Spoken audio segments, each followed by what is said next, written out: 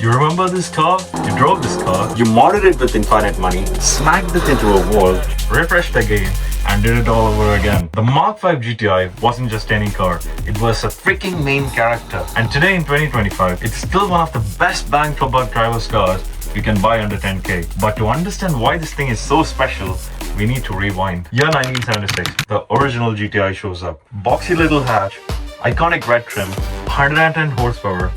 Everyone lost their minds. It was affordable and most importantly, fast. Postscript, the hot hatch was born. The Mark II similarly was iconic, but the Mark III and Mark IV kinda let the bar down. They were too slow, too soft, and too boring. By the early 2000s, the GTI nameplate was just that, a name. Volkswagen did the unthinkable. They almost killed the GTI. Then out of nowhere, the Mark 5 GTI shows up. 2004 was the year the GTI redeemed itself. The Mark 5 was a total reboot. It had a new chassis, new engine, a whole new attitude. It made 197 horsepower, had a turbo, a freaking DSG, and you could fit a baby seat in the back. Let's nerd out for a second. PQ35 platform, aka the good stuff. The GTI finally got an independent rear suspension. This car could corner, rotate, and most importantly, make you feel like you knew what you were doing. Engine, the EA113 2-liter turbocharged FSI had forged crank, train-driven cam, direct injection, or in other words, it was built to rip. Put a stage 1 tune, aftermarket intakes and a downpipe and you're easily cracking 250 horsepower. That's BMW 330i power. Let's talk about the DSG. Now listen, I love a manual. I daily a manual. I even dream in edge pattern. But in 04, the GTI dropped the freaking bomb, the DSG, or the dual clutch transmission. At the time, only supercars had this tech. Ferrari was like, we invented the F1 paddle shift, and VW was like, hold my wrist beer. The result was instant shifts, no torque loss. The car keeps pulling like a rabid dog on a leash. It was the first affordable car in the UK with the DSG. Well, technically, it was a Mark IV, but nobody cared. Sorry, Mark IV. But wait, what about the Mark V R32? 3.2-liter naturally aspirated V6, all-wheel drive, and sounds like a coffee grinder possessed by Satan. But it's also heavy and a more expensive car to maintain. We'll do a full deep dive on the R32 later, I promise. But today, let's just stick to the GTI. So do you want to buy one in 2025? No, don't go running off to Auto Trader just yet.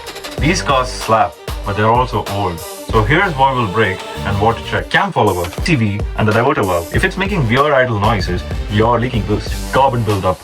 Welcome to direct injection. Timing belt and water pump.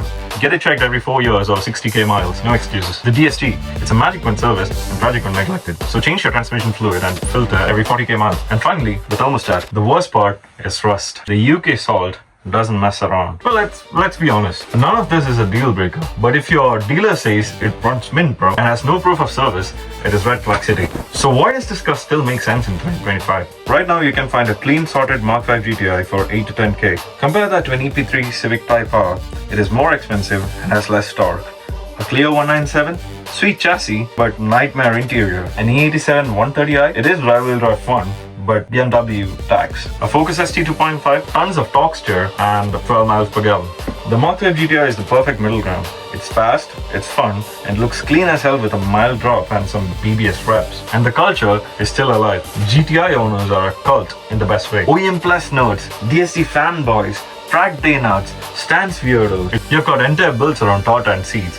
Dudes running 400 horsepower on stock blocks. Stage 2 plus grocery getters with baby seats in the back. This isn't nostalgia. It's not ironic. It's just a damn good car. And we all remember what it felt like to drive one in NFS and wondered how it would feel like to drive one in real life. Well, now we can find out. So final thoughts on buying a GTI?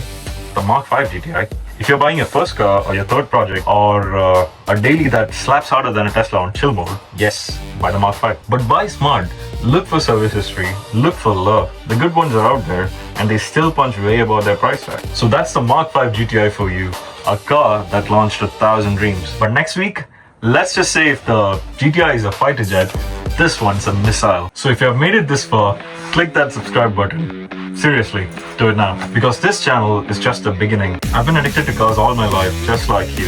Staring at supercars through showroom windows, guessing the engine before they are even in sight. Spending hours on forums, configurators and spec sheets, and dreaming about the day I would own a Porsche. But I didn't just want to drive these machines, I wanted to understand them. So I became a motorsport engineer. And now I'm bringing everything I learned and everything I still don't know to this channel. We've got big things coming. full builds, garage dreams, a few mods engineers probably shouldn't approve. But hey, that's half the fun. So like the video, subscribe to the channel and follow my journey because we are just getting started. I'll see you in the next video. Peace out.